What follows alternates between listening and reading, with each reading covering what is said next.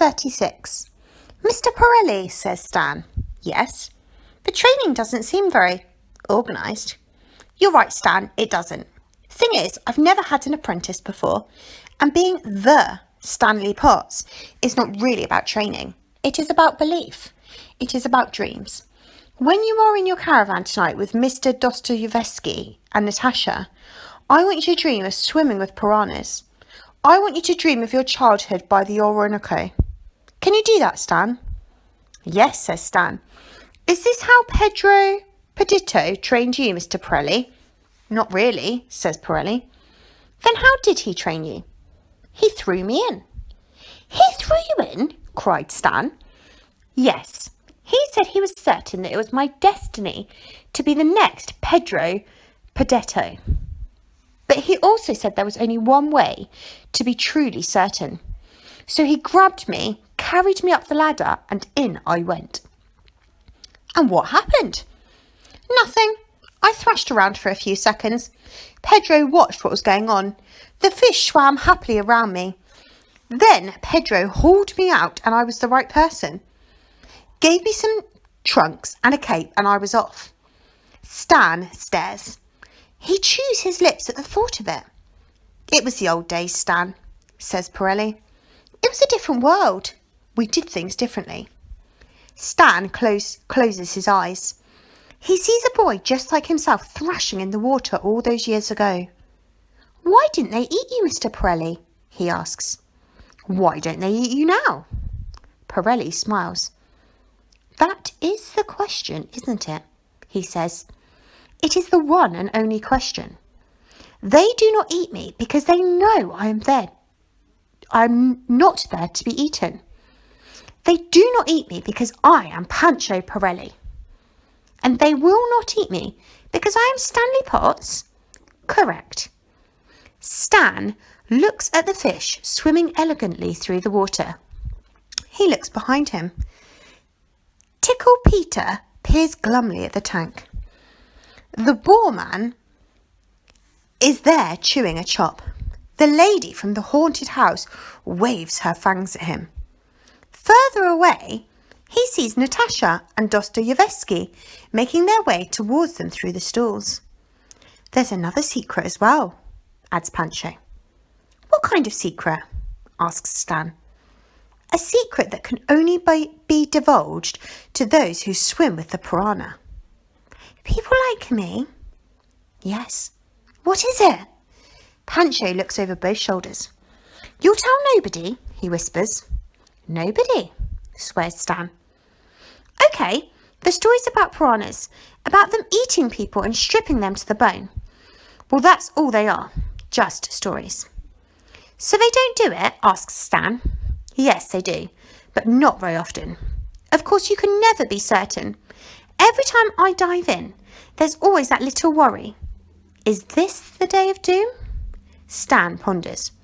So all that stuff about being the Stanley Potts, he says, and about being a boy of myth and legend, that doesn't really matter. Of course it matters, cries Pancho. You are a performer. You must be a hero and draw crowds of admirers to you, and the fish will respond to it. They might not look very clever, but they know a true performer when he turns up in their tank. The two of them turn to stare at the fish. The fish stare back. Mr. Pirelli, says Stan. Yes, Stan. Maybe you should throw me in, like Pedro did to you. Look at the teeth, Stan, says Pirelli. I'm looking, says Stan. Remember the chicken, Stan, and the sandwich, and the question, is this the day of doom? I'm remembering, and the shoe. But I just feel that I'll be all right, that maybe the only way to train me properly is to train me like Pedro trained you. Stan looks at the watchers. It'll be my first performance. I'll pretend I'm terrified. Pancho Pirelli beams with pleasure. You are indeed a true performer, Stan. You're a showman. Stan beams back at Pancho. To his own astonishment, he has to agree that he does feel like a true performer. What on earth would Annie and Ernie make of all of it? This is the final sign I need, says Pancho. What do you mean the final sign? It shows that you are indeed the next Pancho Pirelli.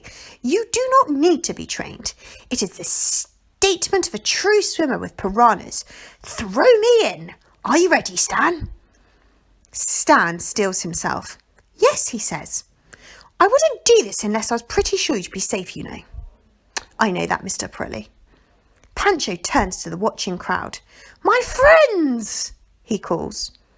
This is a historic moment.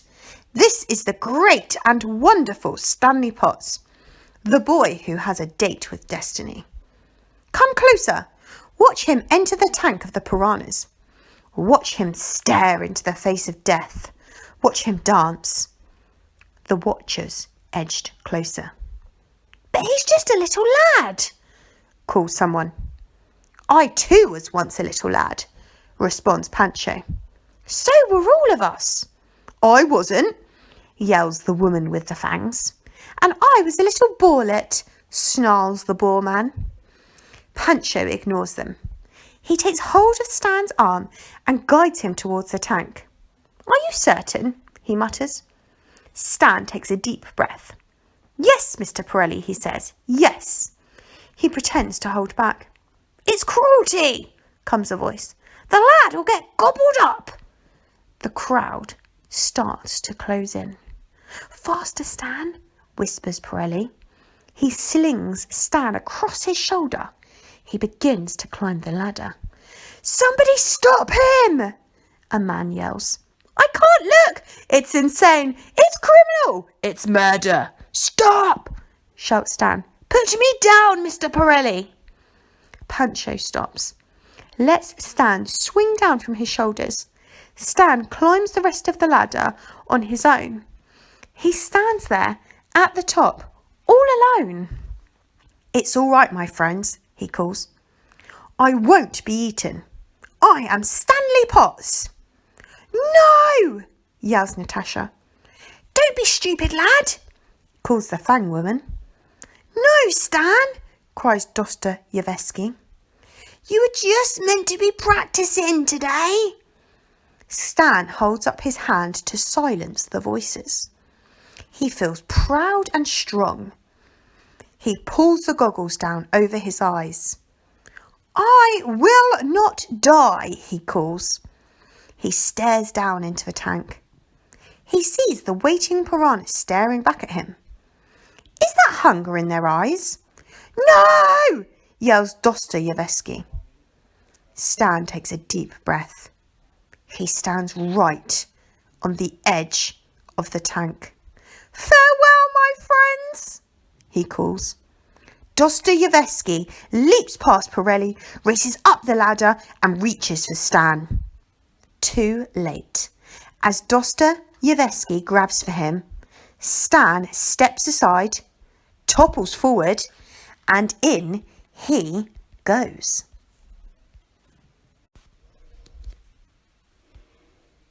Chapter 37. At this point, we could go on another journey to another part of the tale. We could rise from the fairground and seek out the road and see how Annie and Ernie are getting on. We could look down and watch the clattering, daft van and the balmy men inside. We could travel even further, as far as Siberia, to see if there's any sign of Mrs. Dostoyevsky and her ballerinas, to see if there's any way of bringing her back to her lonely Natasha. We could even leave this tale altogether and start another. But no, this is probably not the time. This is probably the time to keep focused on our hero, on Stanley Potts. Don't you agree? Okay, so in he goes, into the lethal water, the tank of doom, Down he goes, head first towards the bottom. The tank becomes a storm of bubbles and splashes of floundering buoy and whirling fish. Stan bounces off the bottom. He looks nothing like a true performer. The fish swirl around him in confusion. He rises to the surface to gulp some air. That's when Dostoyevsky catches him and hauls him out. Stan, he yells, you're supposed to be just practicing. That's what I'm doing, Stan yells back. Throw me back in. Dostoevsky can't do that, of course. He slings Stan across his shoulder and carries him back down to the ground. Pancho Pirelli comes to stand beside them. "What you smiling at, Pirelli?" says Dostoevsky. "The lad could have been killed in there." "I'm smiling," says Pancho, "because you've got him out with perfect timing, Mr. Dostoevsky. You could almost be part of the act. Would you like to join us?" "Join you?" yells Dostoevsky. "This is madness, Pirelli. The lad had hardly heard of a piranha before yesterday, and now you've got him in there swimming with them." "Yes," Pancho smiles. "Isn't he a wonderful boy? He grew up by the shores of Orinoco, you know." "No, he didn't. He grew up in Fish Key Lane." "Hush," says Pancho. He raises his voice so that the onlookers can hear. "He grew up by the shores of the Orinoco. He was reared by the wise men of the South American rainforest." "No, he wasn't," says Natasha, who joined them. Now Stanley laughs. "Yes, I was, Natasha." He winks at her. "It was. It's all part of my legend, and I can swim with piranhas." "But you need more practice, lad," says Dostoevsky. "It's been no time since you were washing plastic ducks, and now you're swimming at the shores of death." "OK," says Pancho. "We'll have a bit more practice. Then there'll be a performance that will go down in history. How about tonight, Stan?" "Tonight?" says Dostoevsky. "Yes," says Stan, "tonight." He hugs Dostoevsky and Natasha. "I'll be prepared. It'll be all right." "He is a special kind of lad," says Pancho. "You said that yourself." "I did," agrees Dostoevsky. He gulps. "Please say yes," begs Stan. "OK," whispers Dostoevsky. "Tonight, but lots of practice first." Pancho smiles broadly, then turns to the worried watchers. "This was just a trial run, ladies and gentlemen," he announces. "Now spread the word. Tell your friends. Tonight will be the first public performance of Stanley Potts. Tonight a star is born." He widens his eyes. "Either that or a star is gobbled up." Chapter 38. OK, now's our chance to check what's happening on the road from Fish Key Lane. Let's head out of the fairground. Let's rise and look down. Oh, heck.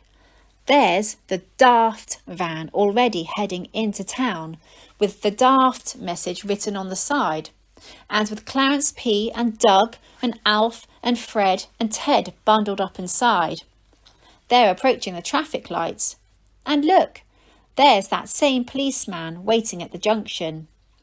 The lights turn red. The policeman strolls into the road and glares in through the windscreen. "Best behaviour, lads," warns Clarence P. Clapp. "This is an officer of the law, come to call." The policeman reads what is written on the side of the van. He approaches the driver's door. Clarence P. winds the window down. "Good afternoon, officer," he says. "It is good to know that you is fighting wickedness in this town." "What is your name?" asks the policeman, "and what is the purpose of your visit?" "My name," says Clarence P., "is Clarence P. Clapp, Esquire, and my purpose is to seek out daftness and destroy it." "Is it now?" says the policeman. "It is," says Clarence P., "for I, sir, is a daft investigator." "Is you now?" "Eh, officer, an investigator with 7 stars, 2 pips and a certificate signed by the chief high investigator himself. I investigate strange things, peculiar things, things what shouldn't be things, and I bring them to a complete and nutter halt." "Do you now?" "Aye, sir, and these is my lads, Doug and Alf and Fred and Ted. Say hello, lads." "Hello, officer," grunt the lads. "Hello, lads," say the policemen. "Could I be bold enough to ask," says Clarence P., If there is any fishiness or daftness what needs to be investigated in this town here. The policeman leans on the window. We live in a wicked world, do we not, Mr. Clapp? Indeed we do, agrees Clarence P. So there is always fishiness, says the policeman. There is always daftness. There are always peculiar goings on. There are always vagabonds and waifs and strays and wicked folk that would lead us all astray. Let me tell you that right now, not 1 mile from here, we have a field full of... At that moment, a car horn sounds. The policeman leans back from the van and glares at the traffic behind. "Oh, sorry, officer," comes a timid call. The policeman scribbles something in a notebook and turns back to the van. You has a field full of what?" asks Clarence P. "Of fishiness, Mr. Clapp. A field full of shenanigans and peculiar goings on." "That's disgraceful," says Doug. "Appalling," says Alf. "Frightful," says Fred. "Well said, Fred," says Ted. A car horn sounds again. The policeman leans back a second time and gazes out into the darkening afternoon. "Would you like my lads to see who's tooting their hooter and put it to a halt?" asks Clarence P. "Indeed I would," says the policeman. He moves aside as the lads clamber out of the van and head towards the cars behind. He smiles. "You are a man after my own heart, Mr. Clapp." "Us enemies of fishiness must stick together, officer," declares Clarence P. "Indeed we must," agrees the police officer. He points towards the waste grounds where the fair is. "Now, if you drive your daft van down that lane there, you will find more fishiness than you could ever imagine." The lads quickly return. They climb proudly back into the van. "We found the hooter-toot, officer," says Alf. "And the hooter-tooting is now over," says Doug. "Thank you, lads," says the policeman. "Off you go and see what other daftness you can put to an end." He steps back and salutes as Clarence P. Clapp drives off and heads down the lane towards the fair. "That is a man that is fighting the good fight," says Clarence P. "Now, lads, eyes peeled for daftness." Chapter 39. What do you think? Is Stan off his rocker? Has he gone too far? Should he ditch it all? The piranha tank, the cloak and trunks, the 13 fish, the hooker duck? Should he go back to having an ordinary life? But what's an ordinary life for Stanley Potts? And what would you do if somebody came up to you out of the blue and told you there was something very special about you? That you had a special talent, a very special skill. And if you dared use it, you could become famous. You could become great. You could turn from being you into a very special kind of you. That's the question, isn't it? What if something like the piranha tank appeared in your life? What if somebody like Pancho Pirelli invited you to jump in? Would you be brave and bold? Would you face up to your fears? Would you jump in? You can't know the answer, can you? Not really. You can't know what you'd do until the very moment you're standing above the piranha tank and the piranhas are gazing up at you and showing their teeth. It's nice to wonder though, isn't it? So Stan practices all afternoon with Pancho. He practices holding his breath. He practices dancing. He faces his inner piranha time and again. He imagines his exotic childhood by the Amazon and the Orinoco. He imagines the heat and the rain and the burning sun and trees as fast as cathedrals and birds as bright as the sun. He imagines the whispered instructions given by the wise men of the rainforest. He also spends a little time with Dostoevsky and Natasha. They tell him it's the biggest day of his life. They'll be there watching him, applauding him, praying for him. "I'm terrified," admits Dostoevsky, "but I'm dead proud of you, son. Who'd have known that morning you turned up at the hooker duck stall what it would all lead to? Natasha smiles.